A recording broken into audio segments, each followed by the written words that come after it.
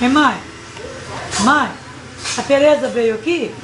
A Tereza? Eu não veio não, quando ela veio aqui, você vendo que ontem ela não veio não. Não, ela vai vir, né? Ela também. Vem. Quando ela vai embora de repente, ela vem, né? Ela tá lá. Ela já veio sozinha também. Ela tá lá. Ela é muito morena aí. Tá bonita ela. É, Tá bonita. Ela é muito bonita. conservada, né? Mas nada, a filha é muito rica, né? Muito Toma bonita. conta dela, sei que a filha é muito rica, né? Ou ela toma conta da filha, né?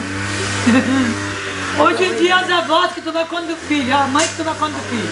É. As avós tomam conta do neto, tomam conta da filha. E assim por diante.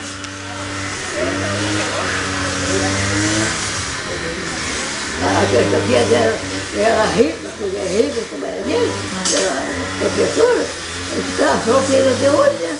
Mas ela não boa homem, não. Ah, não sei. Ela está sozinha, né? Acho que ela não. Não, todas as duas são casadas, não. Aquela solteira, É casada. a solteira madurona. Sem ser dativa. Não, é ela que tem aqui, ela é casada. Já tem, tá? Ela é casada.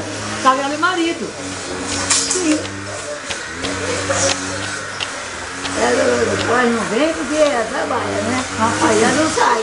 Às vezes ela sai, mas já não sai não. Nunca, às vezes no meu aniversário daquela época.